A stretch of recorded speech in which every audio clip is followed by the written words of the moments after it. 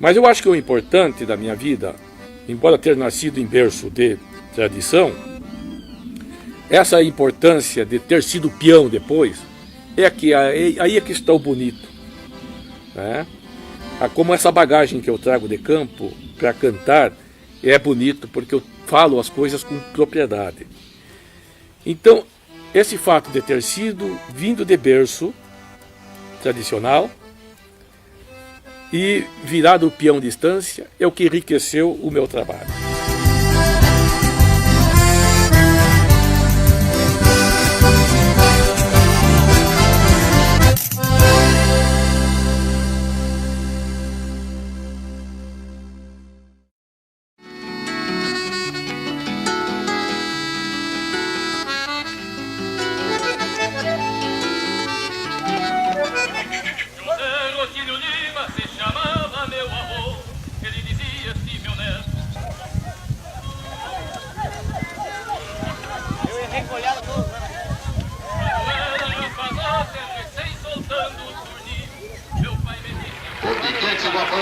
Tem representado o seu Rocha em diversas cidades do interior do Rio Grande do Sul, procurando sempre animar a bandeira do gauchismo, com o máximo respeito e autenticidade. E é por isso que aqui estamos, com orgulho e dignidade, representando. Cozinha que atenta aos homens, eu te escrevo, meu amor, não quero que tu repare na letra de um domador. Aqui vou levando a vida, quebrando o queixo de porco. Meu compadre, eu arrumei uma pegada, mas por causa da tua comadre o patrão me despachou. Fui de gaiota, tive que vir de carreta, de tanta coisa, compadre, que essa próxima não vou. Os peão povos trabucos se cruzavam as almas brancas, se coloriavam as barrancas do sangue dos combatentes. Eu não sou um pica-pau, também não sou sabia.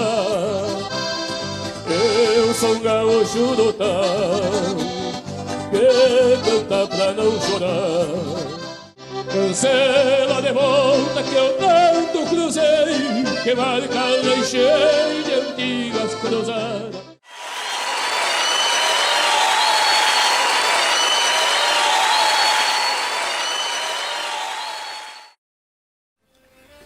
Mano Lima se criou no Bororé.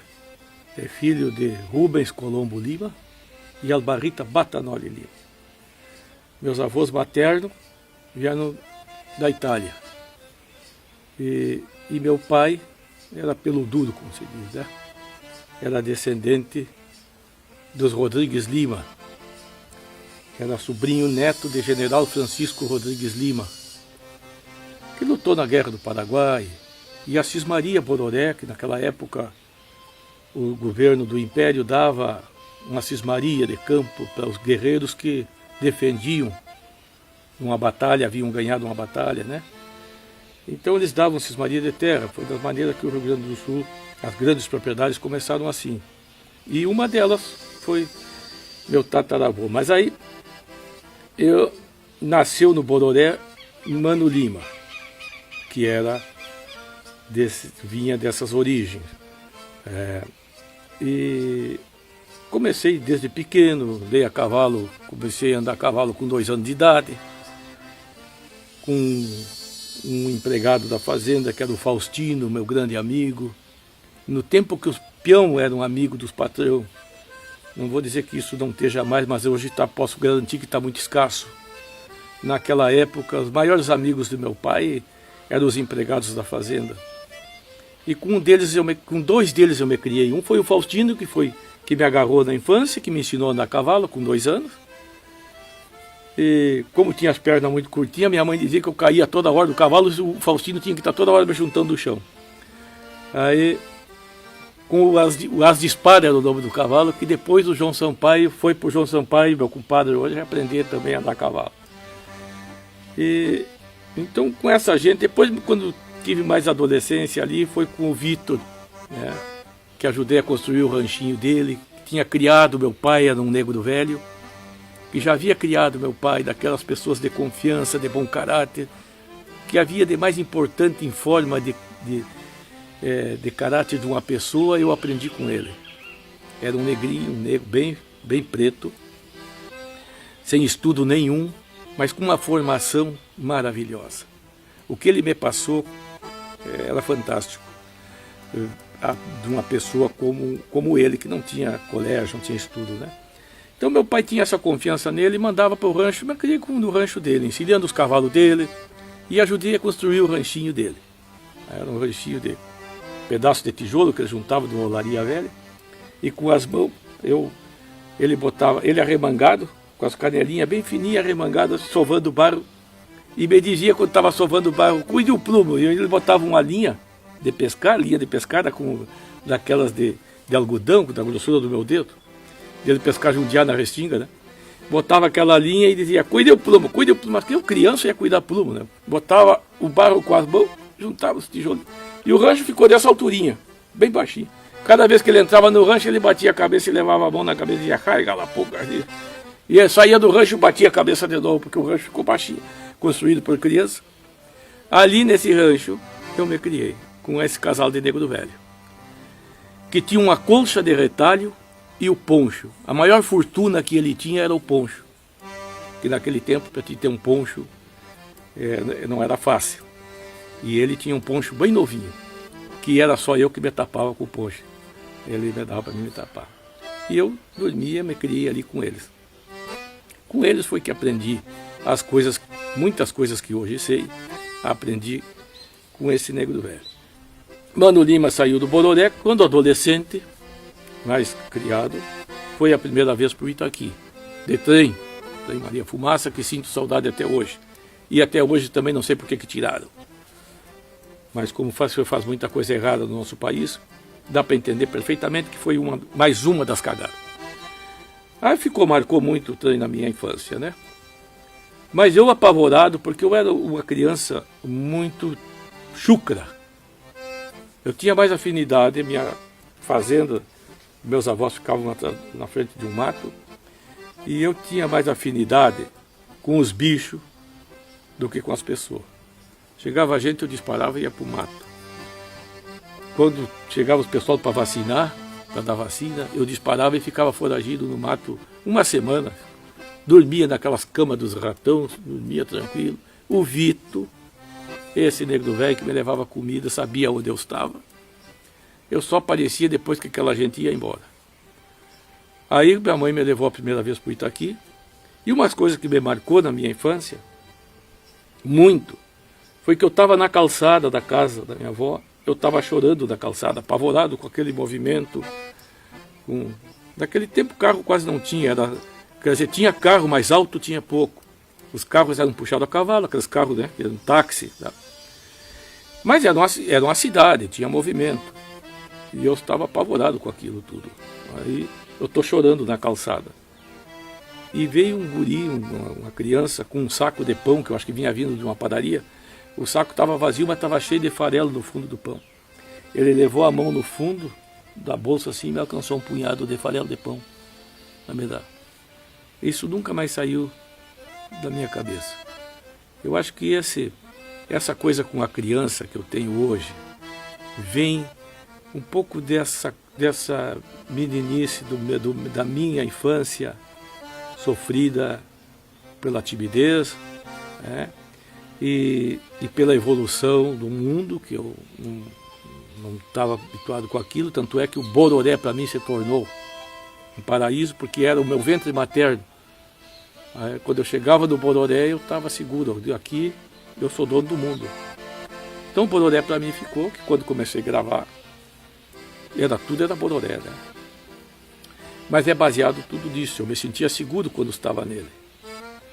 Então, eu acho que aí, quando meu pai vendeu, que a sucessão terminou, tocou um pedacinho de terra para cada um, meus irmãos estudavam, eu que trabalhava mais no campo, que ajudava meu pai. Se terminou tudo, aí pai veio para a cidade fazer negócios de corretor, vender uma área, vender coisas assim, que era o que ele sabia fazer.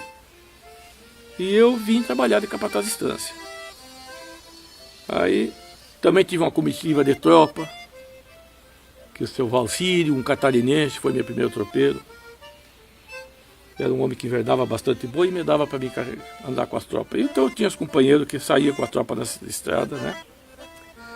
E depois, quando eu estava atendendo uma fazenda, me convidaram para passar um churrasco para o Aparício Silva Rilo. Foi aí que começou a minha mudança. Saí do homem, do lombo do cavalo para o pau. O Aparício me conheceu, chegou em casa e disse para a senhora dele: eu hoje conheci um verdadeiro artista. E mandou um bilhete para mim, pelo próprio patrão, para que eu me apresentasse no escritório dele. Chegando no escritório dele, para minha surpresa, ele me convida para participar do grupo amador de arte Os Angueras, que era um grupo cultural, que levava a música, mas no sentido cultural, falando a história dos índios, das missões, e depois trocavam a indumentária, trocavam a pilcha, se pilchavam como gaúcho atual, e nessa troca de roupa eu fazia 4, 5 músicas sozinho, ele não deixava ninguém me acompanhar, para não tirar a originalidade que ele dizia que o que tinha de melhor em mim. E eu me virava com a minha gaitinha e alguma coisa que tinha começado a escrever. Mas eu custei muito acreditar nisso. Quando ele me convidou para cantar, eu achei que ele estava querendo rir de mim. Até eu embraveci, minha mãe também embraveceu. Não, estão brincando contigo.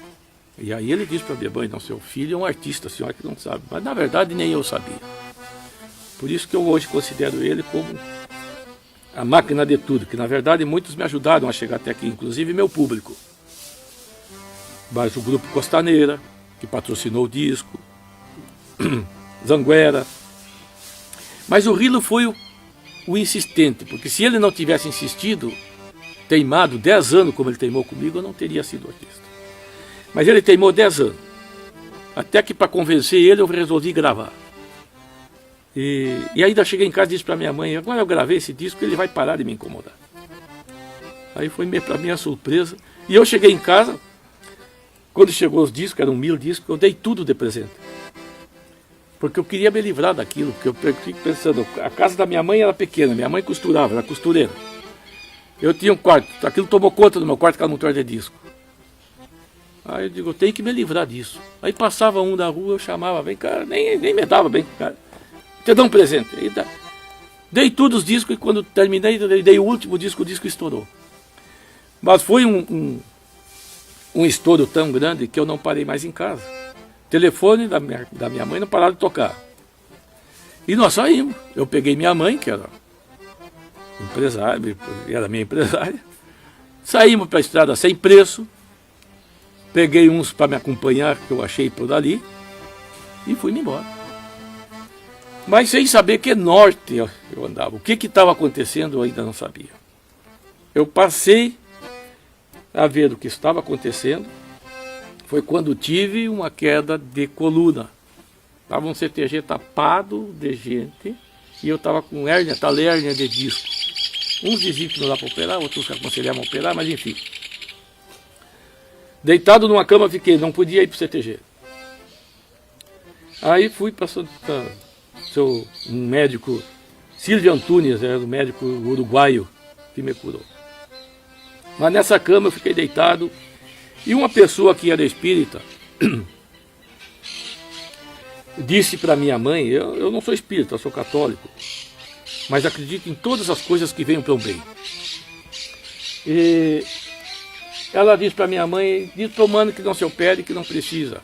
Ele veio para cumprir uma missão e ele não está entendendo. Ele está saindo fora da rota. A missão dele é essa aqui, assim, essa. Eu não acreditei, mas não duvidei.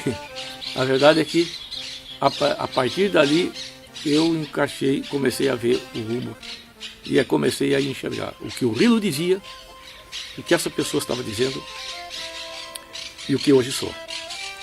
Foi esse o meu começo artístico. Por isso eu digo que eu tenho 2 pais e 2 mães. Né? Itaqui, Bororé, São Borja, Bororé.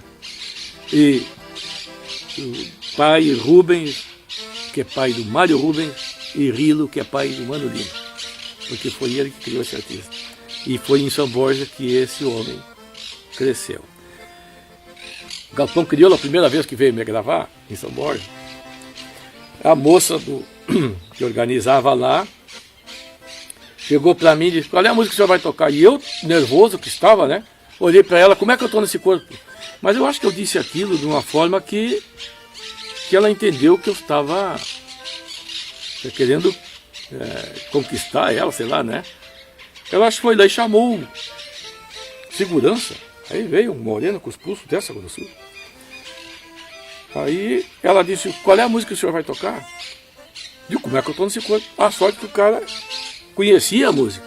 Aí eu vi que eu estava metido numa encrenca quando ele olhou para ela e disse: não, essa é a música dele.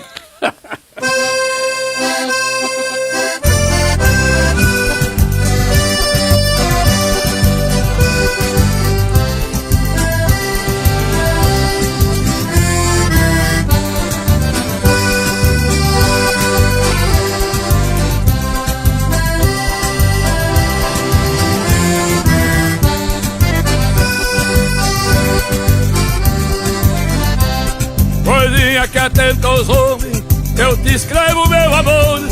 Não quero que tu repare da letra de um domador. Aqui vou levando a vida, quebrando queixo de potro. Manda me dizer, querida, como é que eu tô nesse corpo. Aqui vou levando a vida, quebrando queixo de potro. Manda me dizer, querida, como é que eu tô nesse corpo.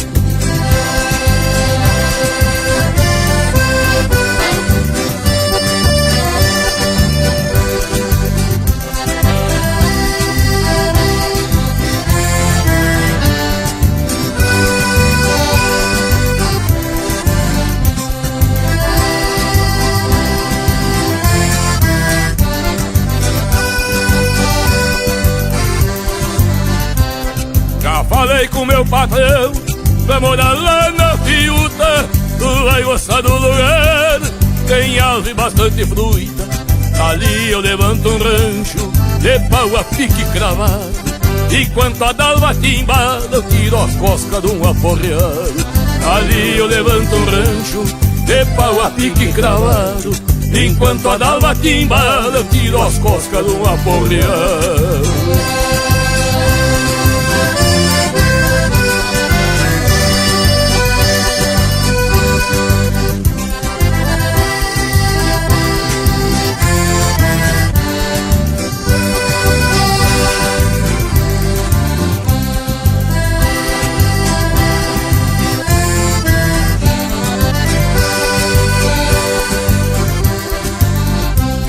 Aqui espero a resposta, coisinha que atenta os homens. Por causa da tua ausência, eu não vou morrer de fome. No bilhete tu me diz, se não tá a mão do outro. E aí no mais eu já vejo como é que eu tô nesse corpo. No bilhete tu me diz, se não tá a mão do outro. E aí no mais eu já vejo como é que eu tô nesse corpo.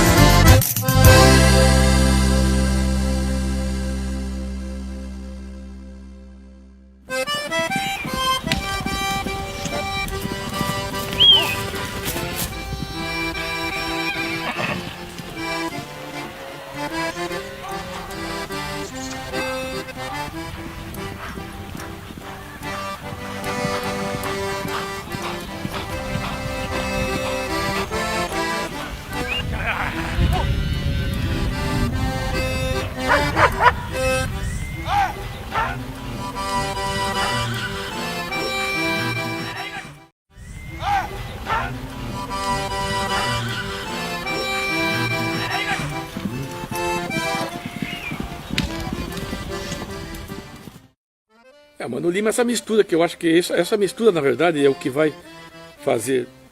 Porque eu acredito muito nas coisas feitas com o amor. Na riqueza construída pelo amor. O sentimento é a coisa mais importante do ser humano. Então, e o que aconteceu? Quando os italianos vieram para cá, os imigrantes todos, quando vieram para cá, com as gringas bonitas, pelo duro enxergavam, se atracavam. Eles não gostavam dos imigrantes, porque os imigrantes vinham, trabalhavam, feito, não é, como trabalham até hoje, e enriqueciam, compravam a casa que era do pai, compravam que era do avô, o campo que era do avô, e isso deixava eles com uma fama ruim perante o pelo duro. Vendia, mas não queria vender, e ficava magoado, criticava. O que arrumou essa encrenca foi os filhos que vieram depois, a mistura. Aí casavam com as gringas bonitas e os filhos já eram mistura. Bom, agora é o que acontece hoje com a gauchada que sai conquistar o resto do Brasil. E eu acho que é eles que vão levar a nossa cultura. Porque a música não conseguiu fazer essa proximidade, né? Mas eu acho que eles vão levar. Aí eles casam, os imigrantes que vão para lá, os gaúchos que vão para lá, casam com as cuiabanas lá e tal. Os filhos já são uma mescla. Termina com a rivalidade. Essa gauchada do diabo já não é mais do diabo. A gauchada já é de Deus. Porque vem, né? E assim vai misturando, vai levando a nossa cultura. Então eu acho que é uma maneira de nós conquistar, como foi conquistado o Sul, dessa forma.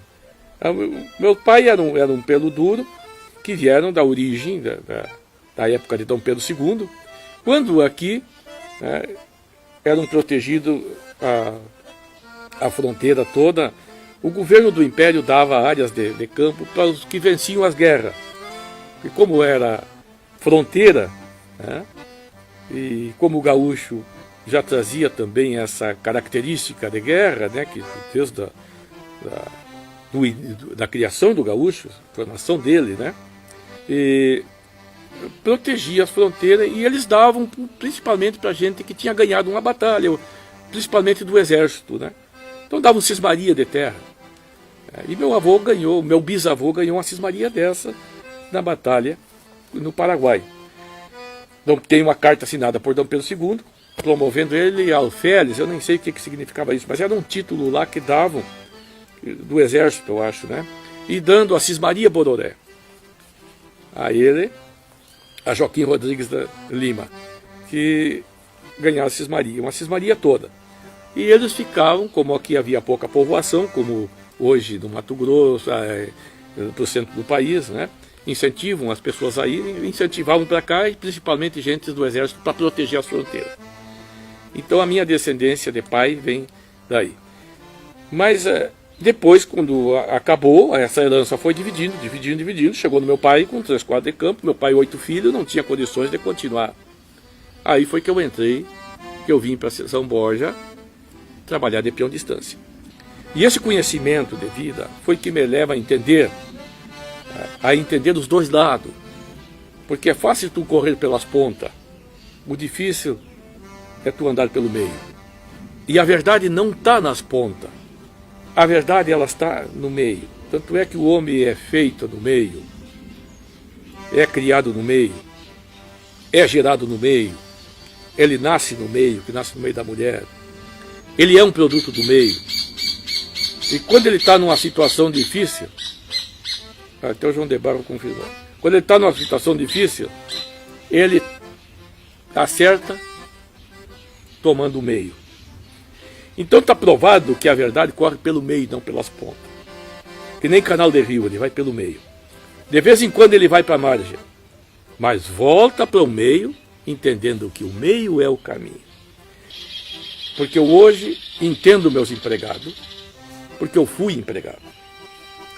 Entendo o patrão, porque eu fui patrão. E estou sendo de novo.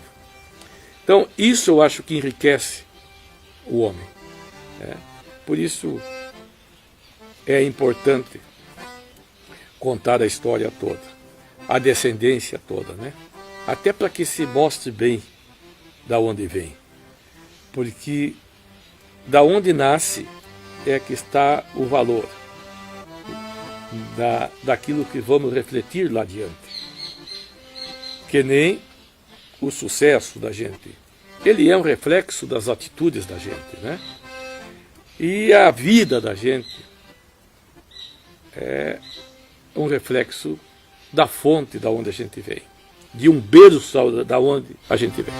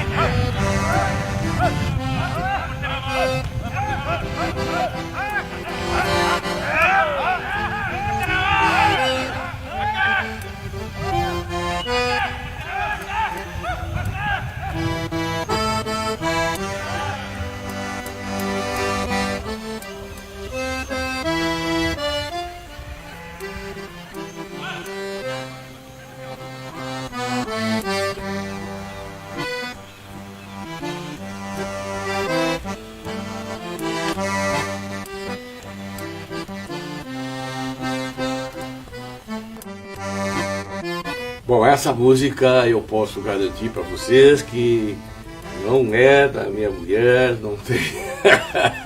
Na verdade, essa letra, ela tem muito. Eu gravei ela porque eu achei ela muito parecida com o meu trabalho. O trabalho de Mano Lima, ele é um trabalho engraçado e sem segunda intenção. Não tem segunda intenção. E eu vi essa letra, vi que ela não tinha segunda intenção, que ela era bonita, mas é de um colega, um amigo meu, que era João Bocácio. Já partiu, né? De Santo Antônio das Missões.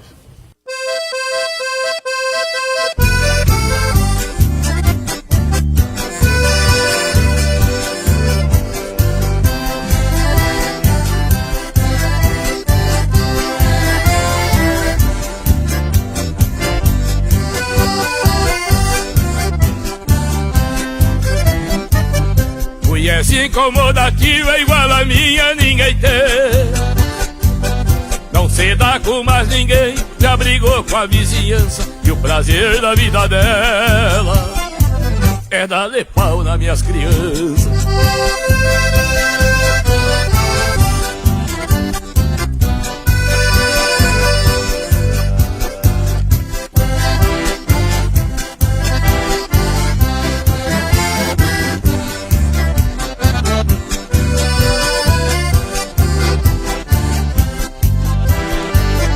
Joga carta, fuma e bebe e anda sempre bem pintada. A risada é debochada e é tarada por lambança. Já perdeu toda a confiança e não me vale quase nada.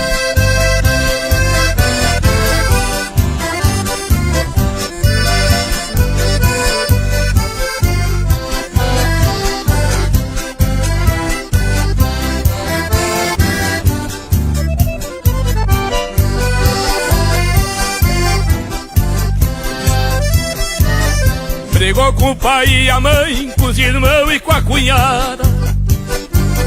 É a mulher mais desgraçada que o mundo já pariu. Quando sai leva as cobertas pro velhinho passar frio.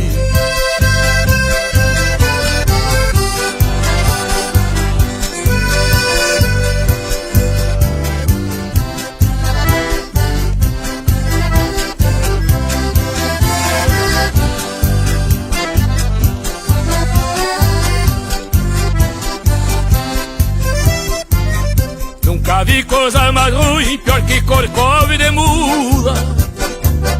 Em cima da cama pula e não deixa o velho dormir. E de meia em meia hora levanta pra fazer xixi.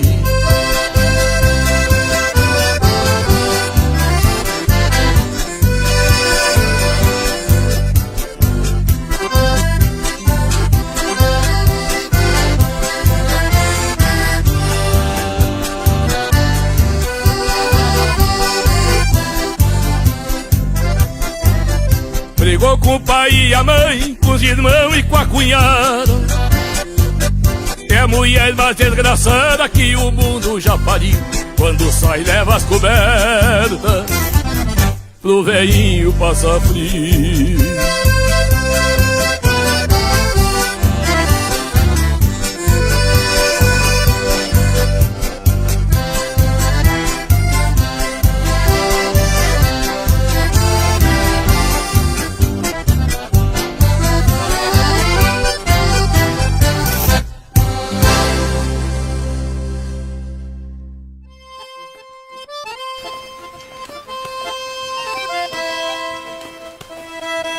A importância da encilha é muito importante para o homem caprichoso.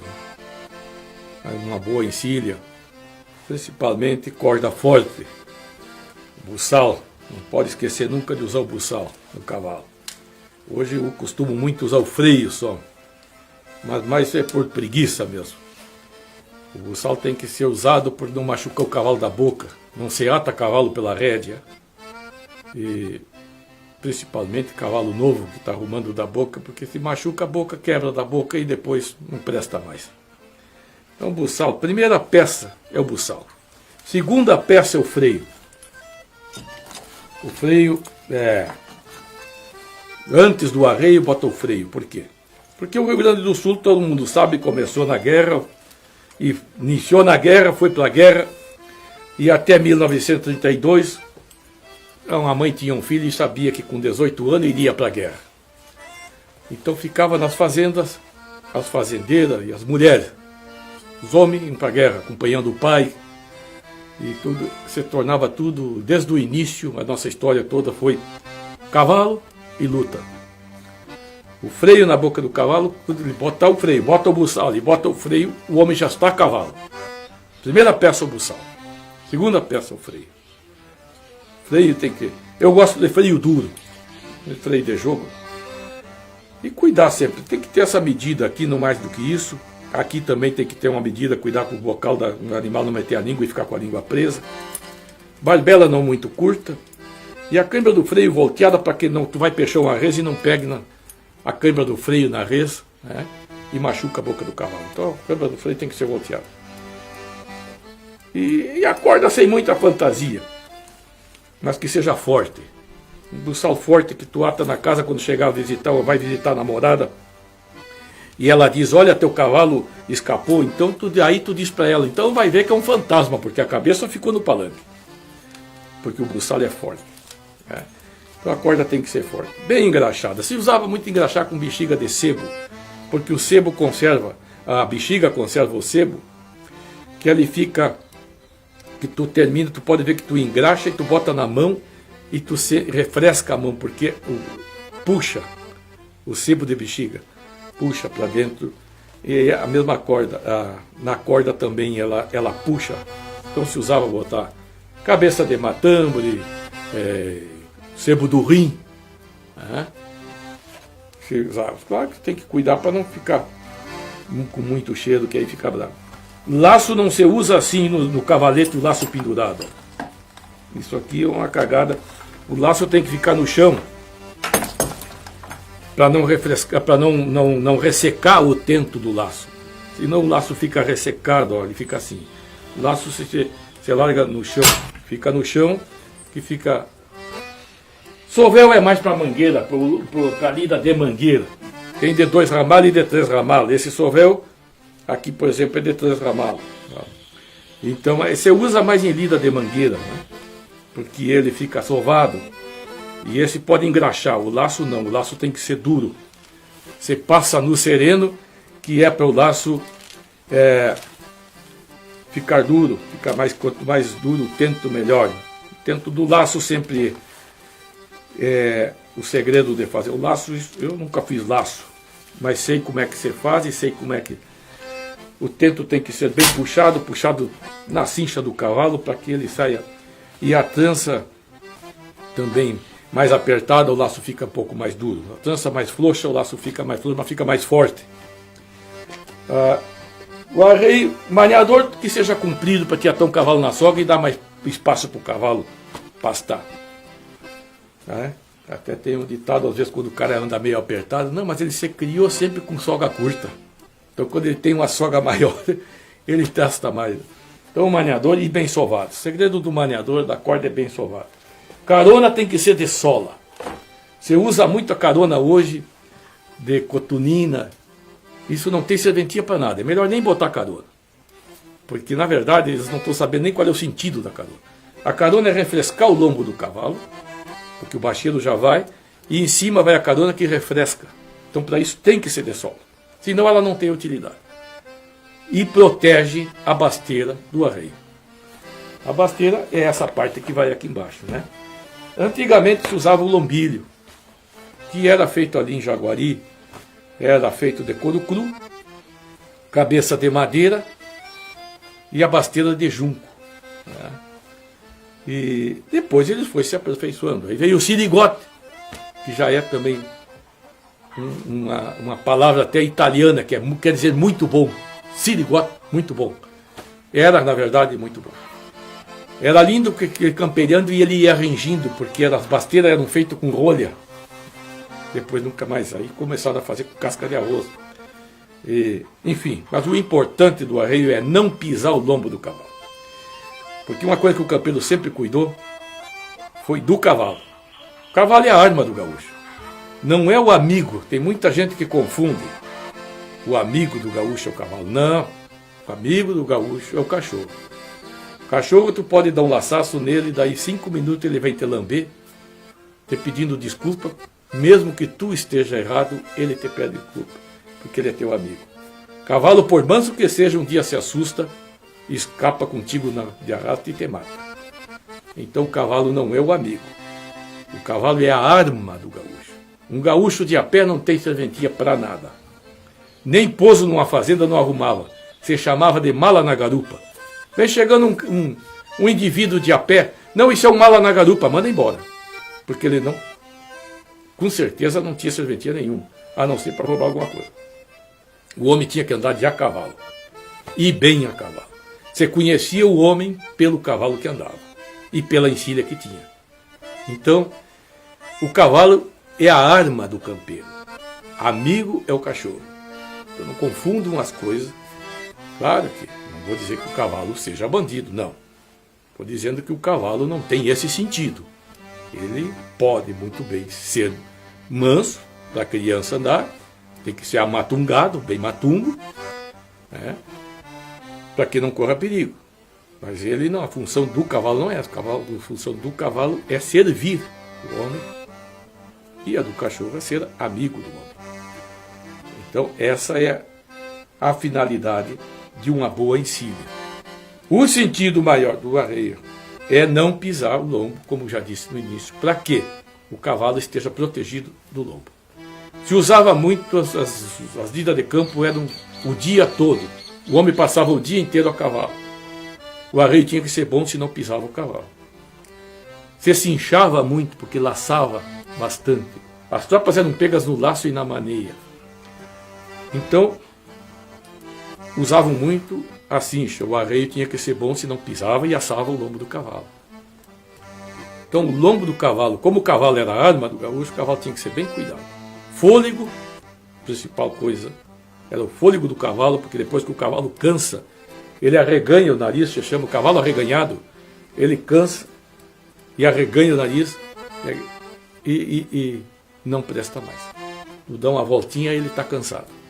Então você cuidava o fôlego do cavalo, e das patas do cavalo e do lombo do cavalo. Cascos bem aparados, né? E o cavalo com o lombo bem cuidado. E o fôlego do animal, para cuidar, o cavalo tem que estar bem delgado. Não se encilhava cavalo pesado. É preferível tu encilhar um cavalo magro e não um cavalo gordo que esteja pesado. Então, era como um atleta, né? O cavalo tem que ser cuidado da mesma forma. O laço tem que ser um laço bom. Antigamente se usava o laço mais comprido, porque as tropas eram alçadas, como eu te digo, e às vezes o cavalo já meio arrematado, e as aspas do boi eram uma agulha, né? Então era muito perigoso a lida. Os laços eram mais compridos para dar mais distância para o boi não chegar, né? O touro não te atropelar. 14, 15 braços. Depois, quando foi mudando, o laço que mais se usa é de 12 braças, né? 12 braças, Isso aqui é a alhapa. Isso é muito importante, hoje não estão usando mais, mas a alhapa é que manda na armada do laço. Ó, esse laço, por exemplo, não tem alhapa. Ó. Aqui tem uma emenda como se fosse um alhapa, mas na verdade não é alhapa. A alhapa ela é mais grossa que o corpo do laço, porque ela é responsável pela armada. Então tem que ter mais grossa. A argola também é muito pequena essa aqui. A argola tem que ter mais peso, que ela é responsável pelo tiro do laço. Né? Para que vá longe, senão tu não consegue atirar se a argola for muito liviana. E o laço e as braças, você mede a braça do laço, você mede assim, né? As braças. Esse aqui, eu olho o laço, esse aqui tem 12 braças. Mas não adianta eu dizer, porque aí vocês vão dizer, não, mas ele já tinha medido. 6, ó. 7, 8, vou errar. 9, 10, 11, 12, tem 12,5. Errei. Mas enfim. E aí essa aqui com a trança um pouco mais apertada, fica melhor de laçar. Antigamente faziam os laços de trança frouxa, que chamavam, porque era muito gado alçado, então se reuniam numa noite e faziam um laço. Um pegava numa ponta e o outro pegava a outra, e trançavam um laço à noite para pegar gado no outro dia cedo. Né?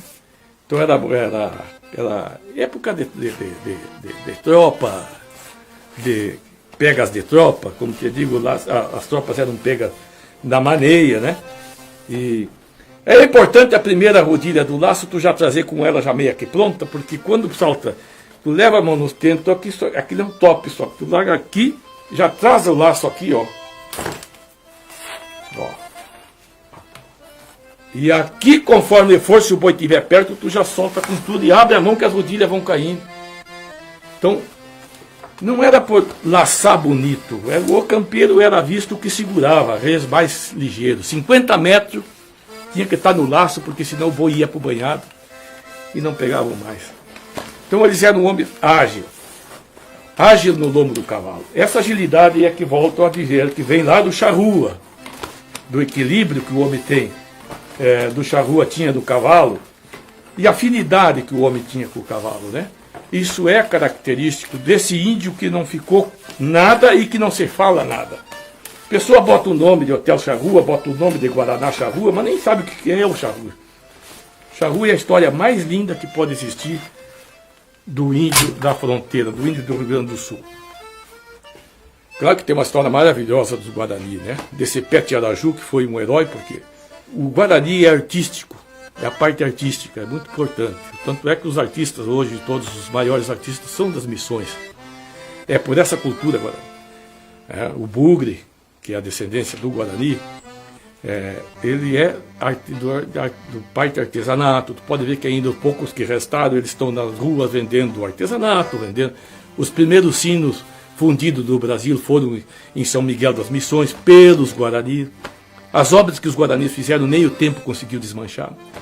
Agora o cavalo, o homem do cavalo, vem, essa procedência que nós temos do campeiro da fronteira toda, vem dessa origem de Minuane de Genoa, que era o índio charrua.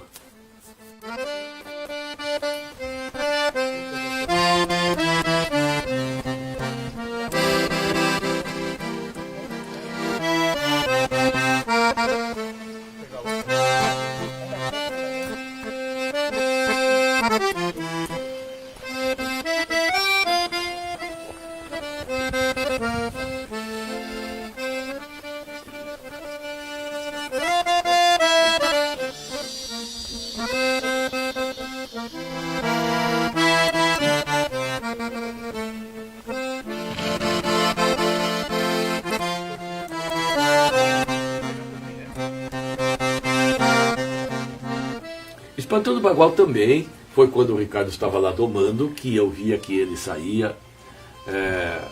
Eu já estava deitado de noite na cama, nos pelegos, porque eu dormia nos pelegos lá, e via o Ricardo noite adentro. E eu não podia dormir, me virava por lá, e o Ricardo espantando, sempre estava espantando um pouco. E ali eu perdi o sono e fiquei escrevendo essa letra. Fiz Espantando o Bagual.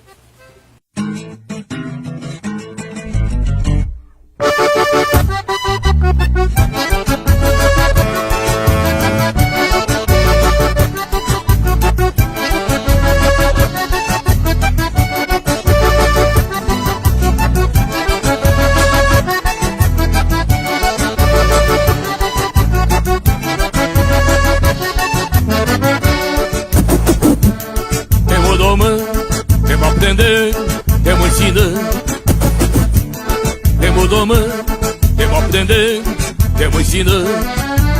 O homem é igual ao cavalo, quando é bom já nascer pronto, mas a vida é que dá o que há, para deixar de ser pouco. O cavalo se ajeita no freio, e o homem na luta em que passa, um se conhece e rodeia, e o outro na causa em que abraça. Um se conhece e rodeia, e o outro na causa em que abraça. Temos domando, temos aprendendo, temos ensinando.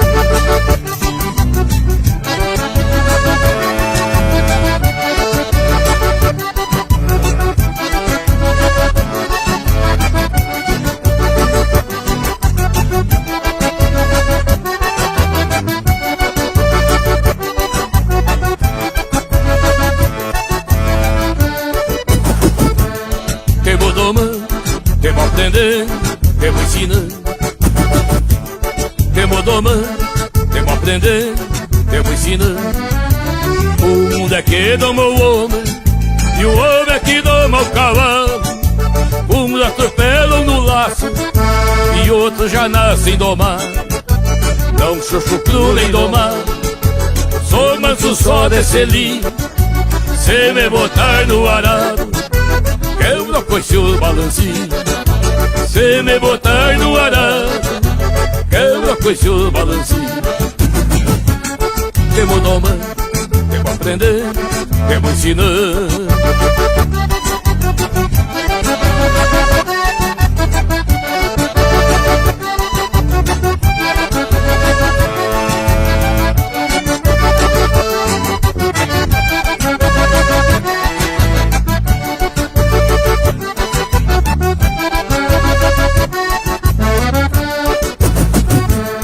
Temos domando, temos aprendendo, temos ensinando. Temos domando, temos aprendendo, temos ensinando. O mundo é que doma o homem, e o homem é que doma o cavalo. Uns atropelam no laço, e outros já nascem domados. Não chuchucru nem domado, sou manso só de selim. Se me botar no arado, que eu não conheço o balancinho. Se me botar no arado, que eu não conheço o balancinho. Temos domando, temos aprendendo, temos ensinando. Temos domando, temos aprendendo, temos ensinando. Temos domando, temos aprendendo, temos ensinando.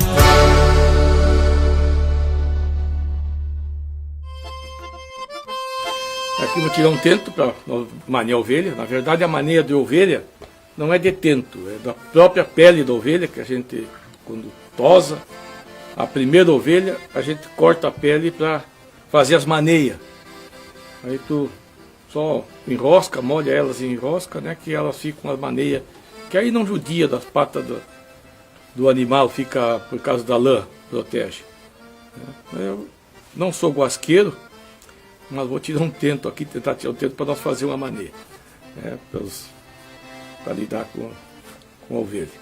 E os lidadores de corda é que sabem mais lidar melhor do que eu. Mas todo homem de campo sabe um pouco de corda, né? Principalmente as tranças mais fáceis, eles sempre fazem. E o couro sempre, quando tu carneia para fazer corda, antigamente se dizia que o baio, o couro baio, que é muito bom para corda porque é sovador, e a corda tem que, o segredo da corda é ser sovada. E se usava muito o couro brasino da ponta da aspa vermelha para laço, né, que dá um laço forte e bom. E o couro, quando tu tira, tu lonqueia ele na perna aqui, né? A faca, para tu testar se a faca é boa, ela tem que servir para lonquear um couro. Tem que lonquear na perna o couro, aí tu molha com um pouco d'água com a mão e vai lonqueando o couro. E cuidando sempre para não desflorar o couro, porque aí enfraquece o tento, né?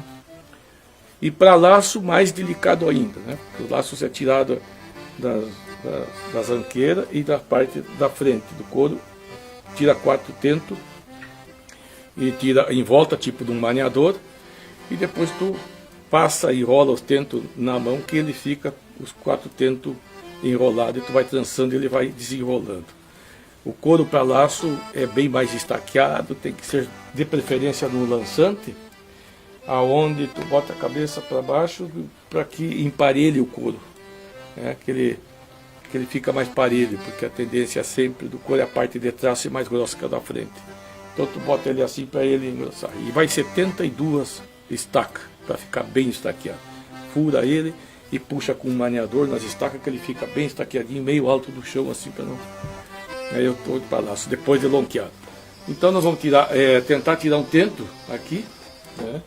E ó, você tira o tento mais ou menos.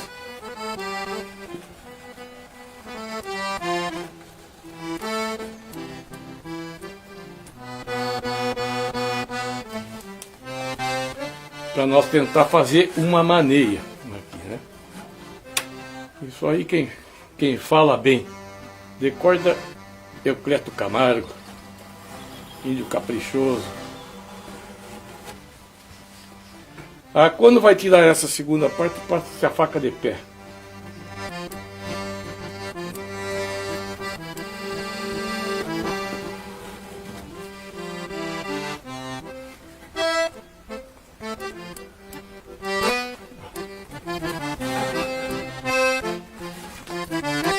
Agora vamos tentar pegar a ovelha e vamos maniar para nós lidar com a tosa. Vamos pegar ali. Seu Chico! O Gabriel tá aqui já. Não, vamos ver Gabriel aqui.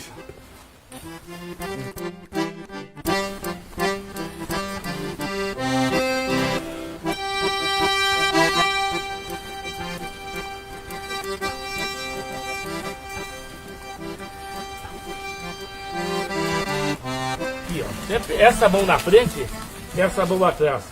Nunca você pega a ovelha pela lã. Porque ela tem o couro muito sensível, não é muito grudado com a carne, ela desgruda da carne o couro, né? Então você bota a mão aqui, nunca você puxa da orelha porque inflama a orelha da ovelha. Pega aqui, ó, atira na iarca aqui, ó. E aí tu pode carregar com uma mão só.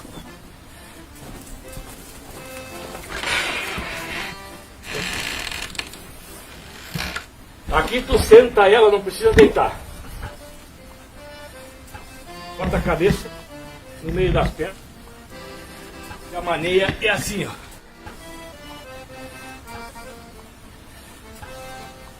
ó. Aqui tu passa um 8. Com esse dedo tu segura a maneia, ó. Viu? Ó. O tento é curto, não vai dar pra gente fazer bem. Mas aí tu passa essa volta aqui, ó, e puxa aqui, e ele fica um top. E depois para te garrear, tu só puxa e tá desatado no final da ovelha. Nós vamos tentar agora tosar. E a moda antiga, né? A moda martelo, como você diz, martelo porque faz o barulho da tesoura como se fosse martelo. Na verdade, hoje quase não se usa isso, porque quando chegou os rebanhos no Rio Grande do Sul, que veio o negócio da lã, né? Veio os rebanhos grandes, aí já veio as comparsas de máquina de esquilo, né? Então, mas antigamente era a martelo. E o que você cuida do tosador é cuidar que não cortar muito. A tesoura martelo, ela é um pouco mais complicado, porque ela corta e deixa aquela abinha do couro e ali a mosca bota varejo. A máquina limpa, então não fica... E cuidar também o tosador quando cansa, porque ela já está meio velho, ele começa a debruçar o peso, a sentar em cima da ovelha, né? E o animal não fala, mas sente dor. Então isso quem tem prática conhece. Às vezes chega até a quebrar as costelas do animal. E cuidar ele no teto e na vagina, porque não corta, porque senão a ovelha fica inutilizada, fica inútil para a reprodução.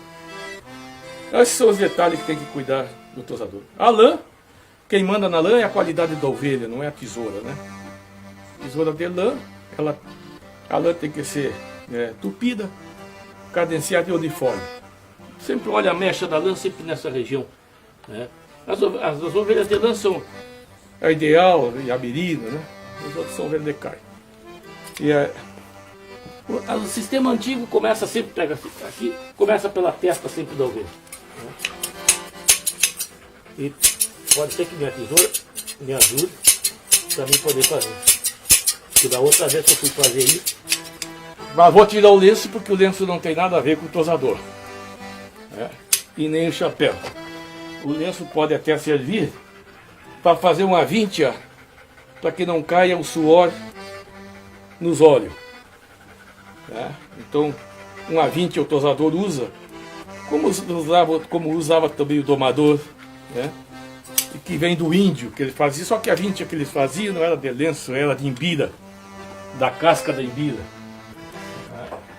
Que o índio fazia para que a melena não viesse no rosto. Aí dobra o pescoço da ovelha e tira. E hoje você tosa de outra maneira. Começa por aqui.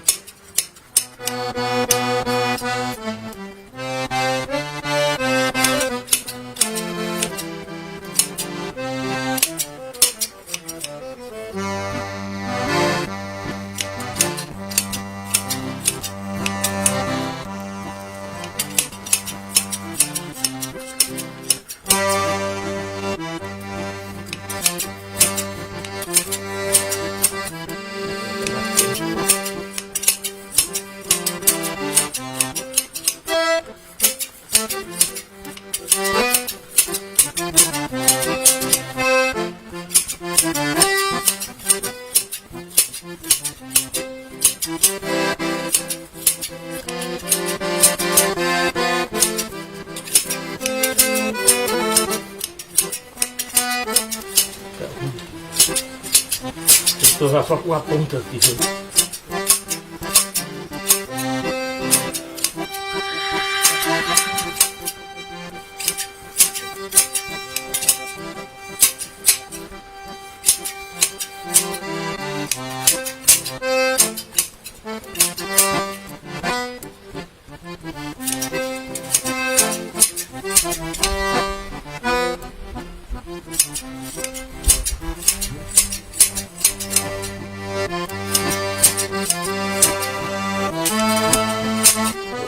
Meio do pé.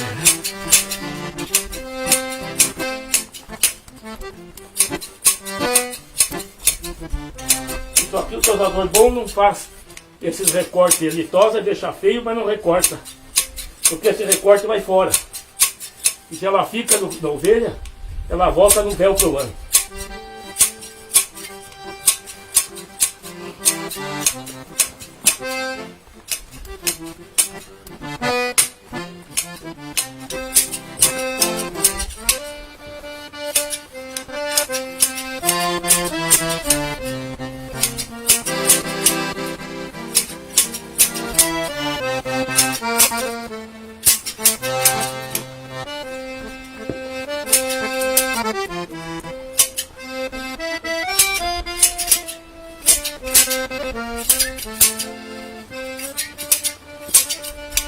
Olha lá, O Lobisomem do Alvoredo também foi baseado numa história que um amigo meu, Bira Tuxo, me contou. Bira de São Borja, não era o Bira Tuxo, era o Bira lá, que era historiador. Contou essa história do lobisomem que tinha aparecido na Estância do Alvoredo. Em São Borja tem uma estância muito grande que se chamava-se Estância do Alvoredo, né? E aí, como eu também tenho 8 irmãos, e aí me lembrei, mas então essa história da lobisoma pode ser para o meu pai, para minha mãe, aí fiz a história do lobisomem da minha mãe, e que foi uma história que se tornou linda, não pela letra, mas porque os meus fãs, graças a Deus, colocaram ali através de internet, que hoje eu não entendo nada disso, mas que valoriza muito o trabalho da gente. Eles fizeram ali uma criatividade muito bonita, fizeram a lobisomem, o lobisominho e tudo, e aquilo andou, que foi, né?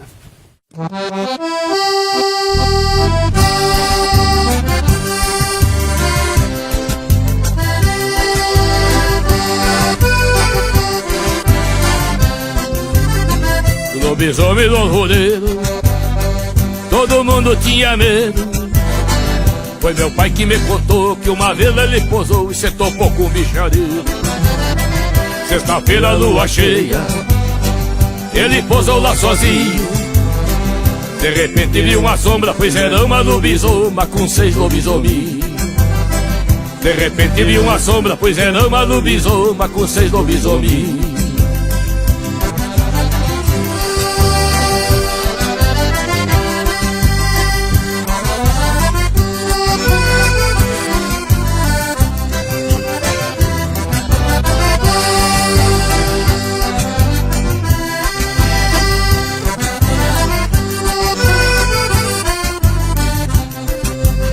A lobisoma bem tetuda tava dando de mamar.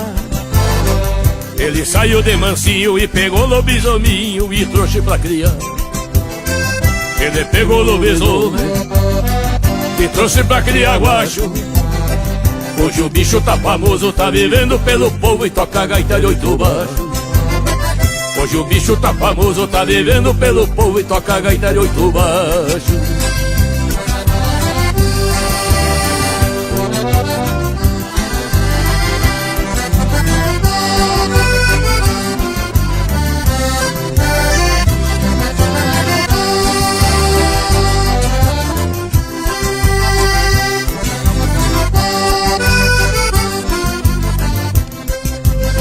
O lobisomem do roleiro, todo mundo tinha medo. Foi meu pai que me contou que uma vez ele posou e se topou com um bichareiro. Hoje o bicho tá famoso, na profissão já tem nome. Ele é poeta de umas rimas, ele se chama Mano Lima e é o rei do lobisomem. Ele é poeta de umas rimas, ele se chama Mano Lima e é o rei do lobisomem.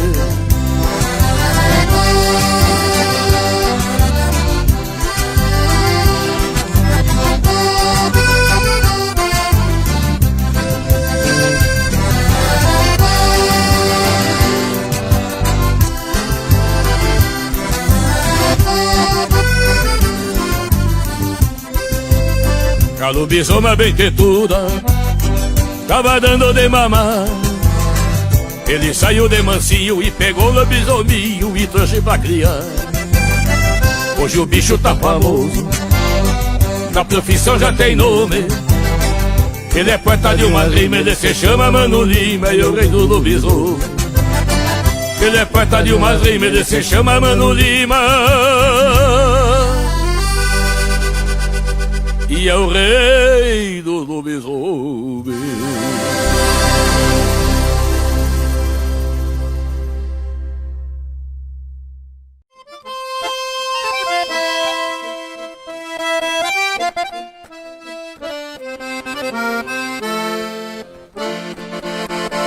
O cachorro, eu sempre digo que quando bom é 2 ou 3 peão a mais, e quando ruim só atrapalha. O cachorro tem que ser bom, mas para o cachorro ser bom tem que ter paciência para ensinar o animal, né? E nem todos têm essa paciência para ensinar o cachorro. Mas o cachorro ovelheiro, ele já é um cachorro que já nasce praticamente com essa vontade de lidar com as ovelhas. E lidar com ovelha sem cachorro é quase que impossível. Principalmente num campo grande, onde tenha campestre, mato, enfim, principalmente campestre, né? E campo sujo, que tu não junta o rebanho e nem traz, e nem na mangueira tu não lida sem o cachorro. Então o cachorro ovelheiro tem que ser ovelheiro porque ele assusta a ovelha tem medo, mas ele não pega, ele não morde, né? Para isso o ovelheiro já tem o queixo de cima mais comprido e o de baixo mais curto, que ele não consegue morder. Então essa é uma característica do ovelheiro. Então o cachorro ovelheiro na estância é o cachorro mais útil, né? Que tem o ovelheiro. É porque ele não liga para caça. Ele está sempre voltado para o serviço, né? E os outros cachorros às vezes são caçadores e não são campeiros, né? O campeiro não gosta de cachorro que saia correndo avestruz, nem correndo tatu, nem correndo nada. Tem que estar prestando atenção no serviço. O cachorro ovelheiro tem essa qualidade. Então, para lidar com ovelha, tem que ter o cachorro. Esses aqui são os cachorros que a gente embreta todo o rebanho. Com eles embretam praticamente, o rapaz trabalha sozinho com ele. Então é muito fácil de lidar com eles. Agora nós vamos embretar as ovelhas, né, para ver os cachorros trabalhar. Eu tenho 2 cachorros que ganhei do meu irmão, um ganhei do meu afilhado, do Olival, que faleceu, e me deixou esse cachorro que é uma maravilha. O cachorro tu não pode ter muito, porque é mesmo que criança, quando se juntam, eles estão mais fácil de fazer arte do que trabalhar. Cachorro é no máximo 3 cachorros para trabalhar. Se tu começar a juntar muito cachorro, eles fazem muita festa, muita gritaria e acaba o serviço. É que nem marcação a pialo, vira em borracheira e o serviço não anda. Então o cachorro tem que ser poucos para eles poderem trabalhar direito, senão um atrapalha o outro. É mesmo que fazenda pequena com muito empregado. Começam a se juntar e a passear um no costado do outro, e falando, conversando, às vezes de preferência do patrão. Então vamos lá.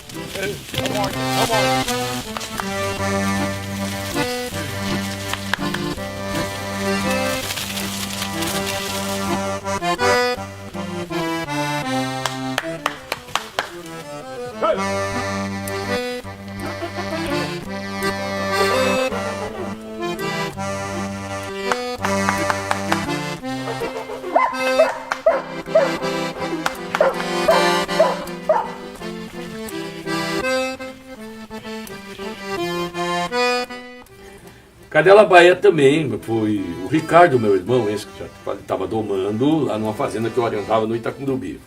Né? Eu até fiz uma letra lá, Itacurubi, meu Deus, em homenagem ao Itacurubi, que eu gostava muito. Gosto muito do lugar. E ele tinha uma cadela, que era a cadela que eu tinha para lidar das ovelhas, mas com a doma, a cadela abandonou as ovelhas, só queria ajudar a domar. E ele domava todos os dias. E a cadela ia noite adentro domando, pegou um lote de potros, acho que de 10 potros para domar. E a minha cadela ficou sem serventia para nada. Não ajudava mais nas ovelhas, não ajudava mais nada, só ajudava o Ricardo na doma. Então aí que eu botei a cadela Baia, que às vezes me ajuda e me atrapalha, mas que ajudava ele a domar, né?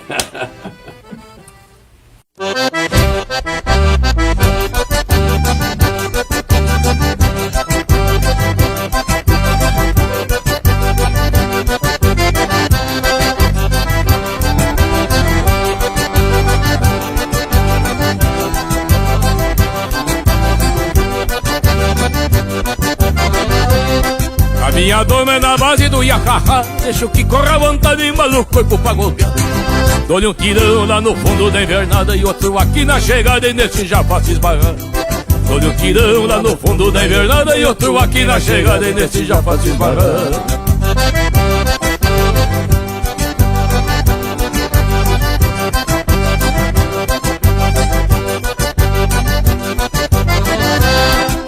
com a sorte e com a minha cadela baia, que às vezes a pobre me ajuda e outras vezes me atrapalha.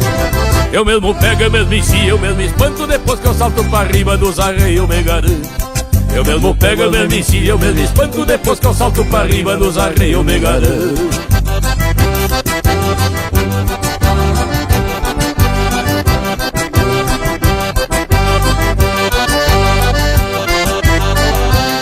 Depois que eu boto a curva da perna no arreio, pode flochar minha cadela, só que rache pelo meio. A minha cadela sai pegando pelas ventas e eu afirmo na soiteira e abraço na ferramenta. A minha cadela sai pegando pelas ventas e eu afirmo na soiteira e abraço nas ferramentas.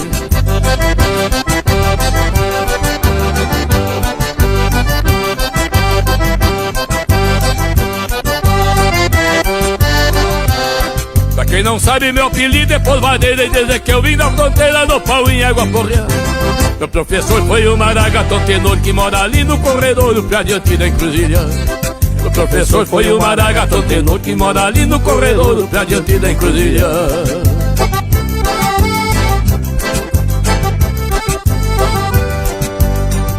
A galope contra o vento, essa música vai pra essa juventude que gosta do Mano Lima.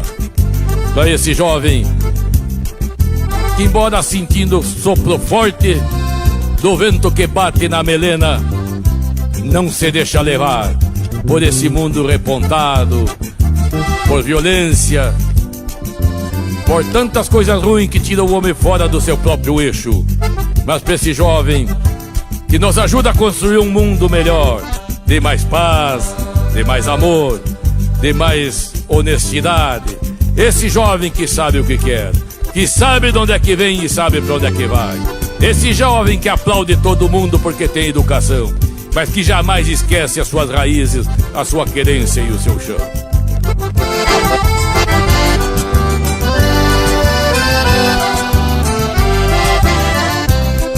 Donde vem, pra donde vai? Me diga quem é o Senhor. Venho daqui, vou pra lá. Não pergunte, por favor. Meu ofício anda no mundo a galope contra o vento, tirando toda a trompada e égua chucra no tempo.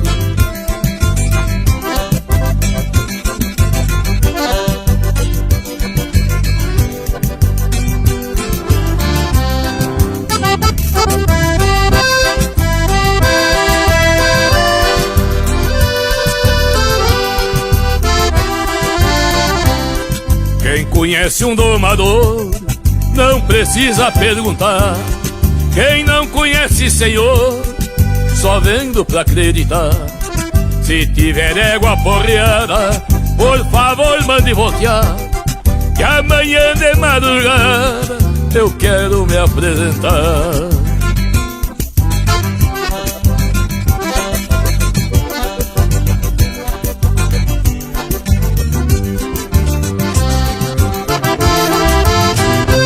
Se tiver de água porreada, por favor, mande voltear, que amanhã de madrugada na Santa Cecília eu quero me apresentar.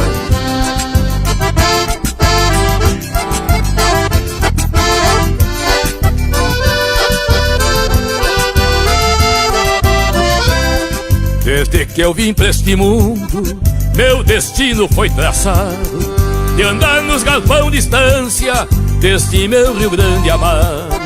Se eu cair de algum matumbo, deixo os arreios embalar, entrego pra cozinheira e levo a vida embarcar.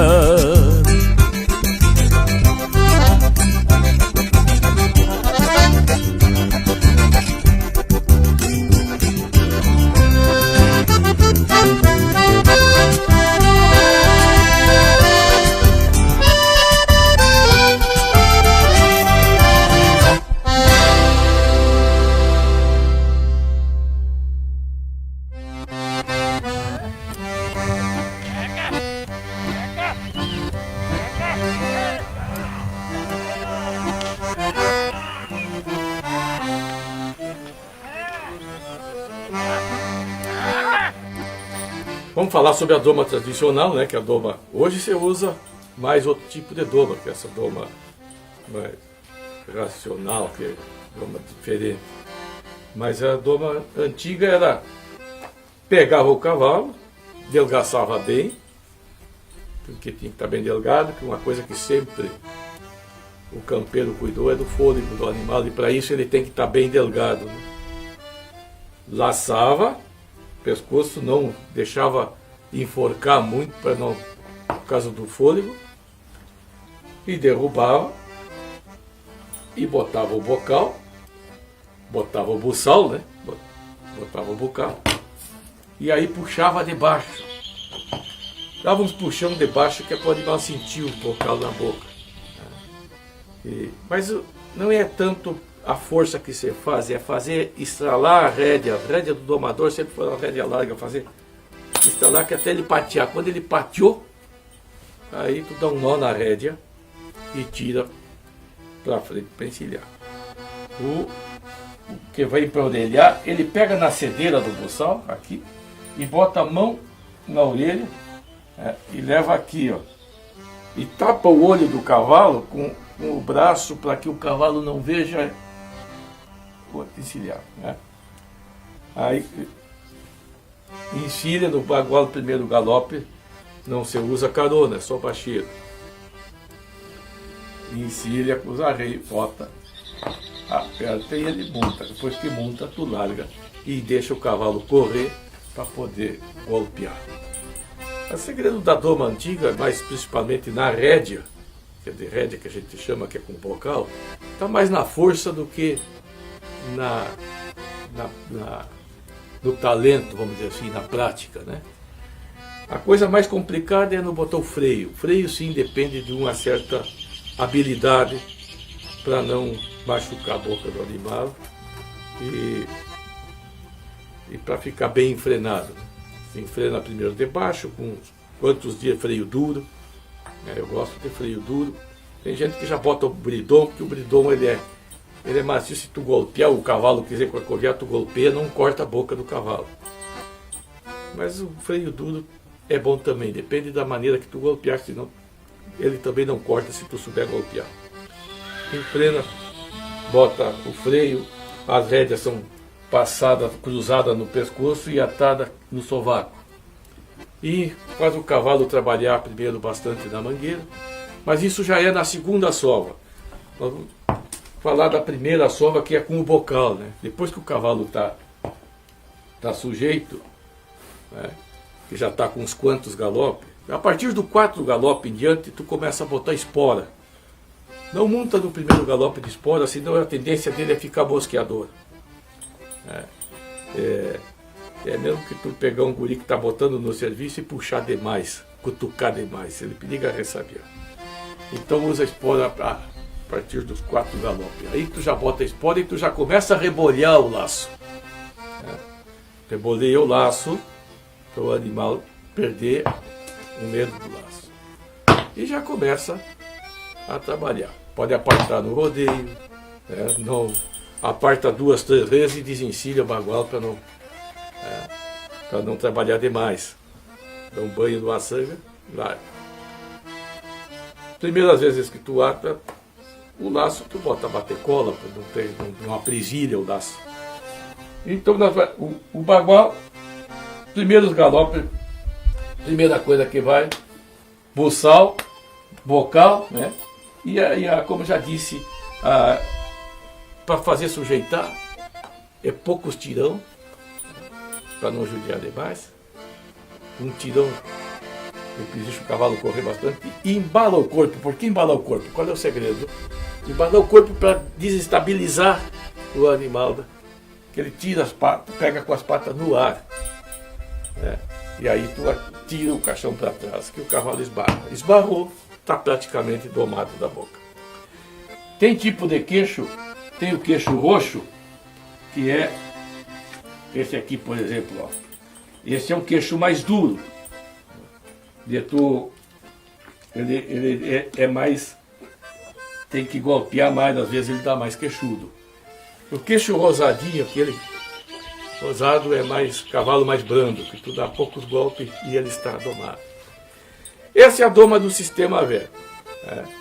Sem muita judiaria, claro, mas hoje já se entende que essa doma que vem essa doma nova, já é mais prática, que na verdade a doma está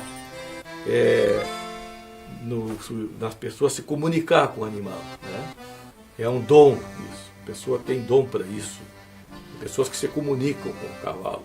Eu domei muito tempo, mas não fui um domador, né?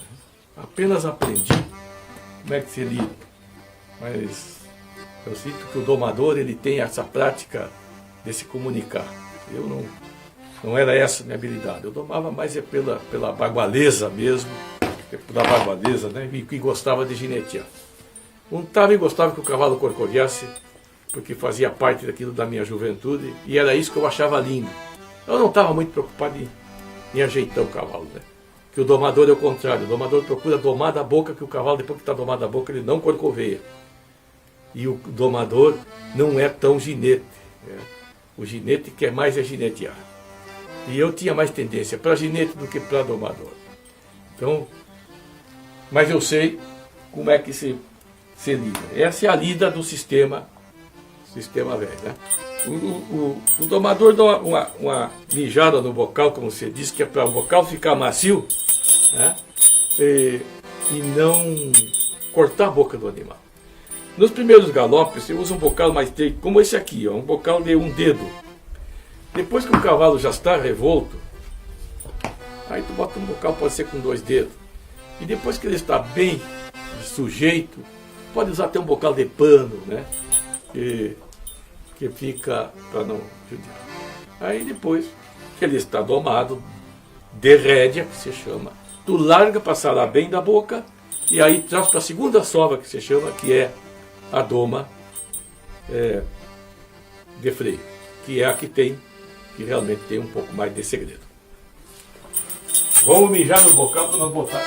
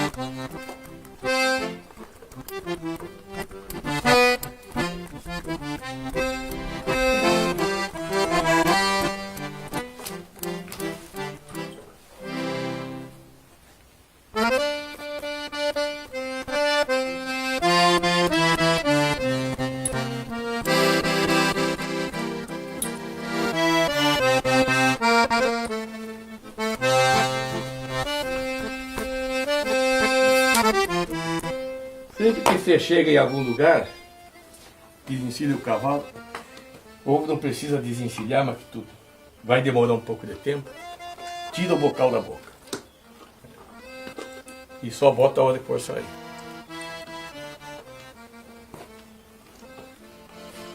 Quando o cavalo está com dificuldade de fastrar, que às vezes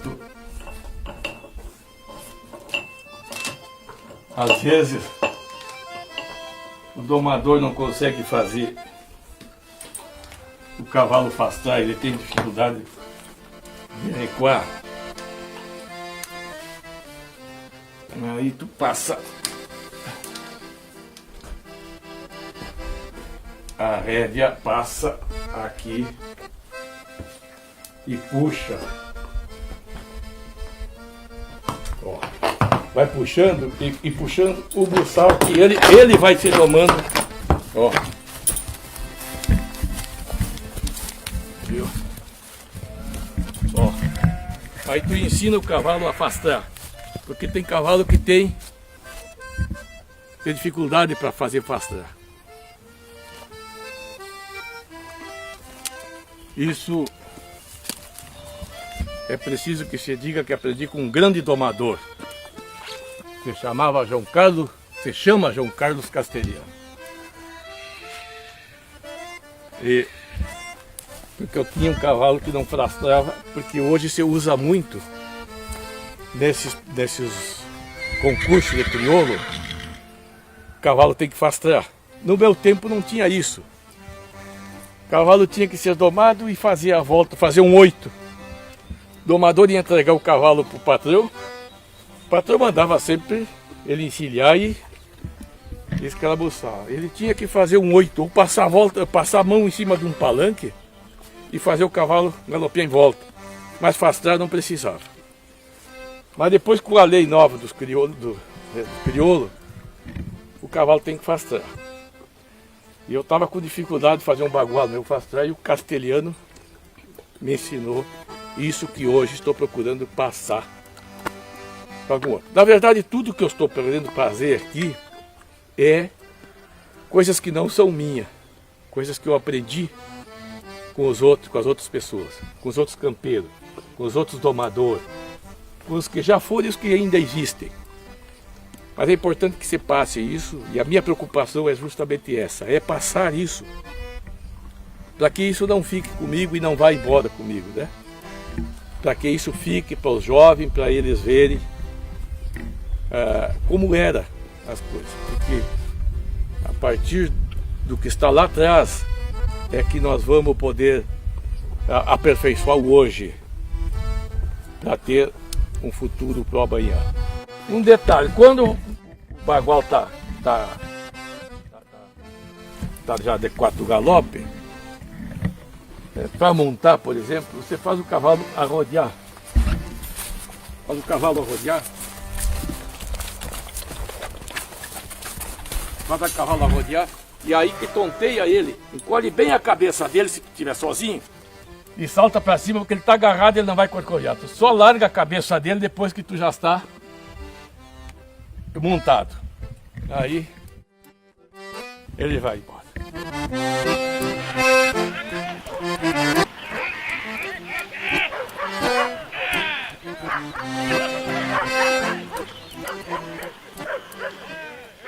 A tropa vinha assombrada, caminhava e não deitou.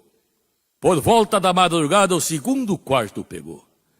Tava arrumando os arreios, um quero-quero gritou, e eu disse pros companheiros, a nossa tropa estourou.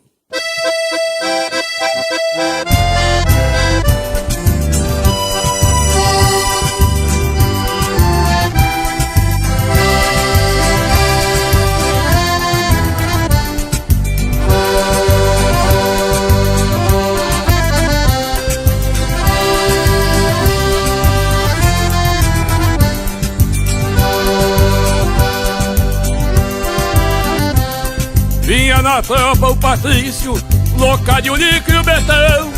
Também vinha o Chico Souza, Maurente, o José, o Carlão. Vinha também o Dejalvo, arrumando um redomão. E eu quero capataz, ia da tropa o porão.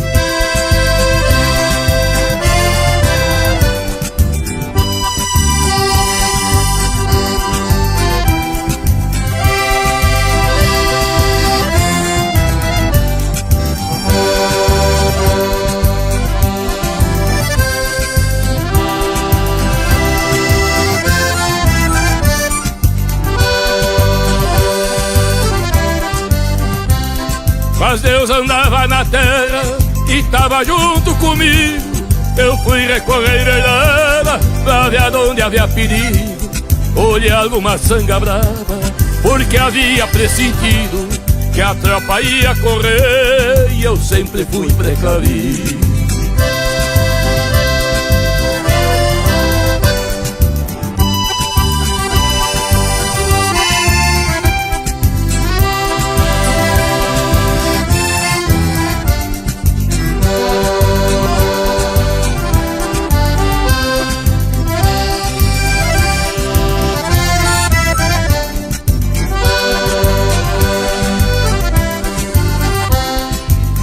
março tava chovendo e o capim tava molhando, que saí um tropeiro e a pé e tudo embarrado. Me disse ele, eu rodei, meu cavalo tá quebrado, e os companheiros eu não sei, de certo tão com o gado.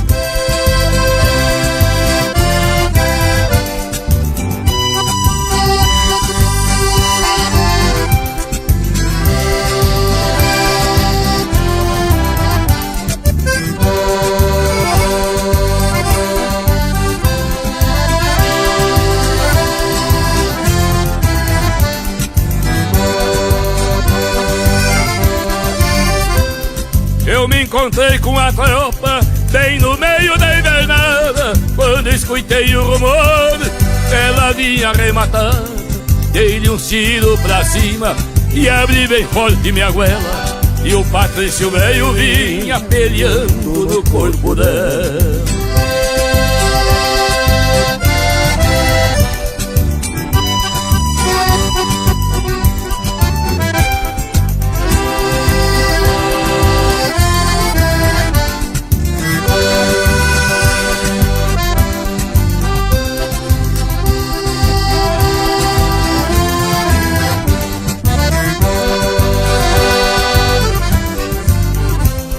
A tropa quando se assombra, na ronda sempre dispara. Quando o tropeiro se assusta, grita ovo e salta clara. Não corra na ponta, amigo, que é um perigo, meu irmão.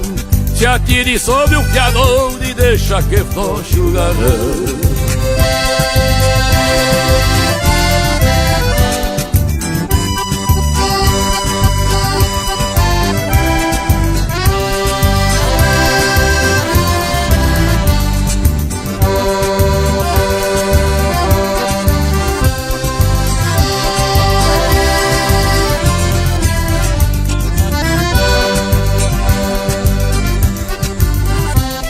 Sobre a costa do Butuí, no coração do banhado, bem no miolo do boi, por ali que eu fui criado.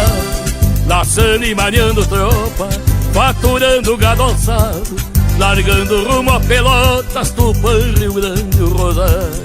Laçando e maneando tropa, faturando gado alçado, largando rumo a Pelotas, Tupã, Rio Grande, o Rosário.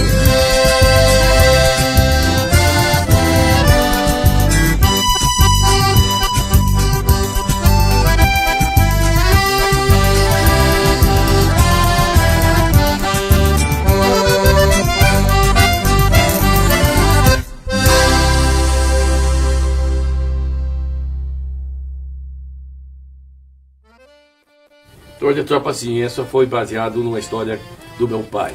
Essa tropa não fui eu que fui. E o finado Mineca Rodrigues era um estanceiro muito grande em São Borja e que ajudou muito meu pai.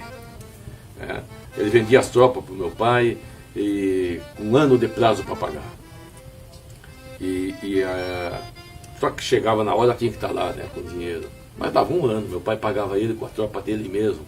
E meu pai praticamente enriqueceu ali com a ajuda dele, desse grande amigo, que se chamava Mineca Rodrigues, da estância da costa do Rio Uruguai. Uma estância muito linda, muito antiga, um sobrado muito lindo. E o pai trouxe uma tropa de lá e me contou, porque tudo era gado alçado, era pego tudo do laço e na maneia, né? E essa tropa aconteceu, mas aconteceu isso com o meu pai.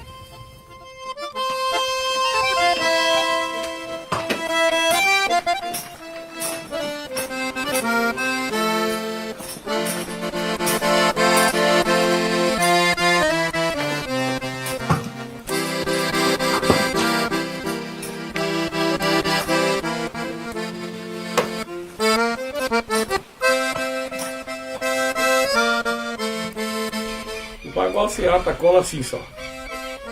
Ó.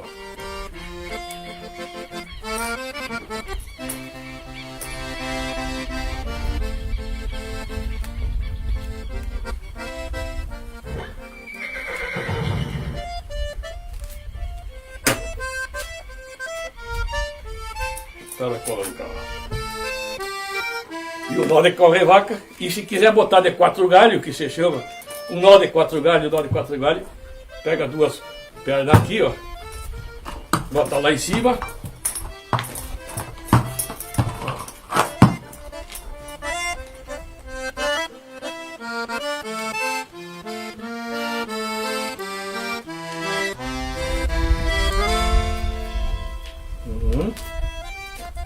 e a outra vem para mais para cima. Aí ele fica, como você diz, um nó de 4 galhos. Ó. Vai mais lá para cima, ó. Aí fica o tal, como você chama, de 4 galhos. Ó, fica 2 e 2. Esse é o nó tradicional. Agora hoje tem vários tipos de nó, que nem lenço, hoje tem vários tipos de nó, mas o nó tradicional é esse que está aqui. E o republicano, que é aquele que é tipo de uma gaita, né?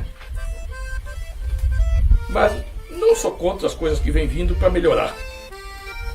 Desde que some e que não desvirtue. Esse que é o importante. Porque as coisas que vêm para somar, que se caracteriza com aquilo, é porque na verdade é aquilo que a gente está buscando. Esse é o nó de correvaca que nós vamos botar agora. Ó, tá. O balaio sim foi baseado numa moça que trabalhava lá, que eu conheci lá no Bororé, e que ela foi para Porto Alegre, foi passear em Porto Alegre. E ela é uma moça bonita lá, né? No campo lá, né?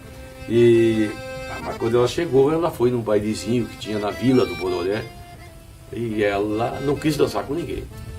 E aí ela dizia, porque tinha cheiro de mangueira e a criolina, não é? Você usava o mata-bicheira, o copper, né?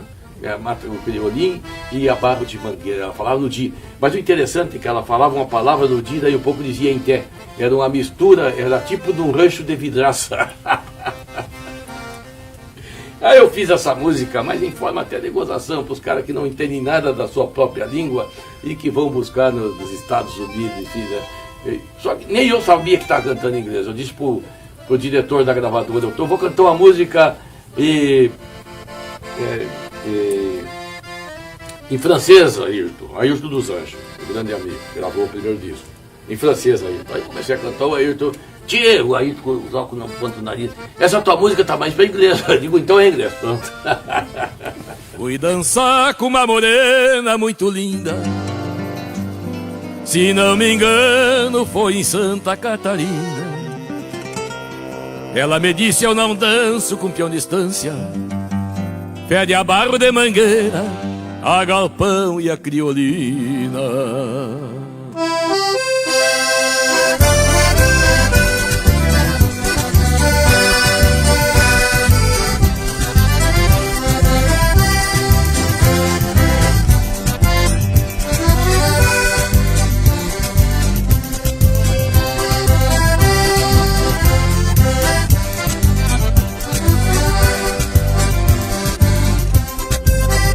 Fui dançar com uma morena muito linda. Se não me engano foi em Santa Catarina. Ela me disse, eu não danço com peão de estância. Pede a barro de mangueira, a galpão e a criolina. Ela me disse, eu não danço com peão de estância. Pede a barro de mangueira, a galpão e a criolina. Dali um pouco o gaiteiro cansou e me pediu que lhe desse uma mão. E a morena veio e me perguntou se eu não cantava inglês, nem que fosse uma canção. I love you, I love you, I love me, I love me. Eu vou cantar um balaio só pra ti.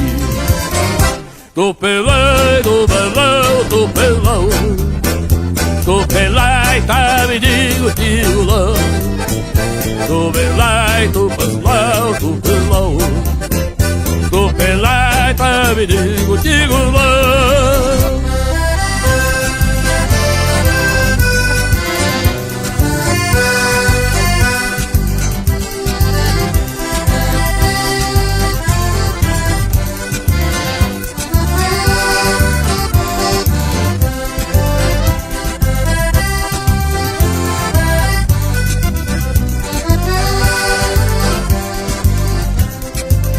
Dali um pouco o gaiteiro cansou e me pediu que lhe desse uma mão. E a morena veio e me perguntou se eu não cantava inglês, nem que fosse uma canção. I love you, I love you, I love me, I love me. eu vou cantar o jambalaya só pra ti.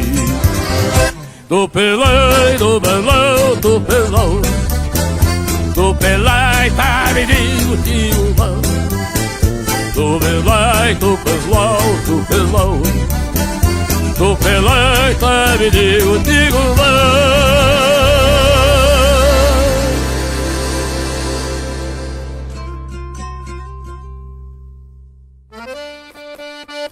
Baio ruano, que a gente chama, né?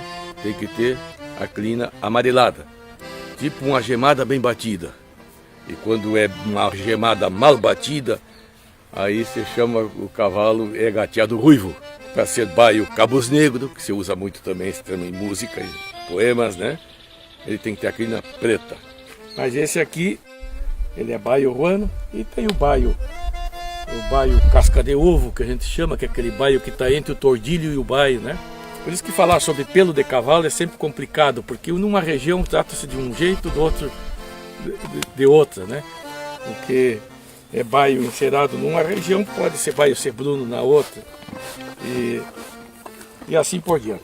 Mas esse aqui tem uma particularidade, que ele é um cavalo de olho azul, e muito manso e muito bom cavalo, o baio ruano.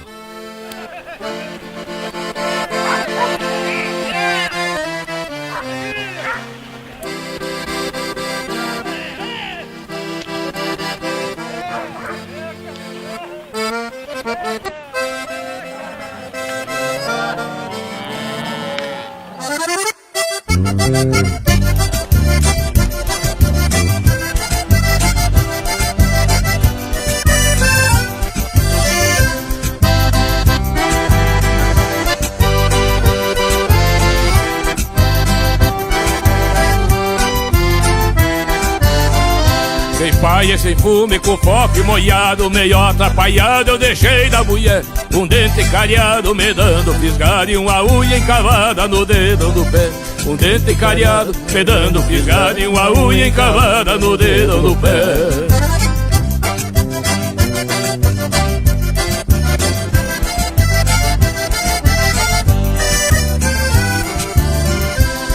Ando pior que o finado tatu, quando deu sududu, deixei rancho e panela. Pato, galinha e marreco, até esses insetos eu deixei com ela. Pato, galinha e marreco, até esses insetos eu deixei com ela.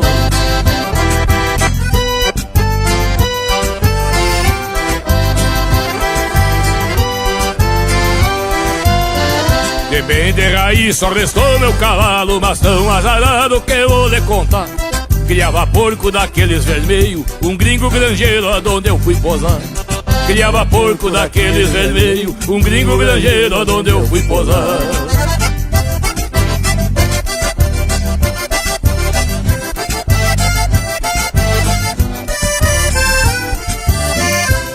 Sendo o seguinte, sucessivamente me veio na mente um bando de porco. Me levantei, o cantar do galo, fui ver meu cavalo, já encontra seus ossos. Me levantei, o cantar do galo, fui ver meu cavalo, já encontra seus ossos.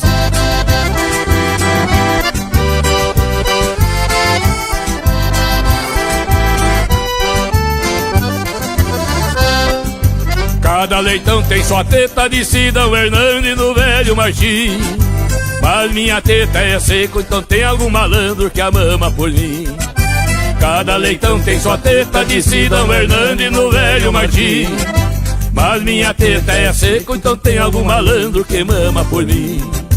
Mas minha teta é seco, então tem algum malandro que mama por mim. Mas minha teta é seco, então tem algum malandro que mama por mim.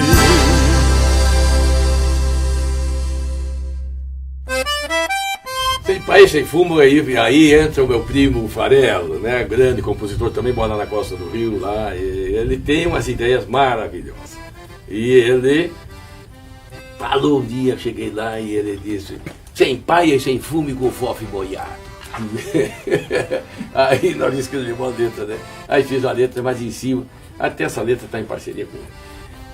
em cima desse ditado dele aí, sem pai e sem fogo, e com o fofo boiado. Né? Então foi mais ou menos uma história ali de uma separação do gaúcho que está passando uma situação meio complicada. Né?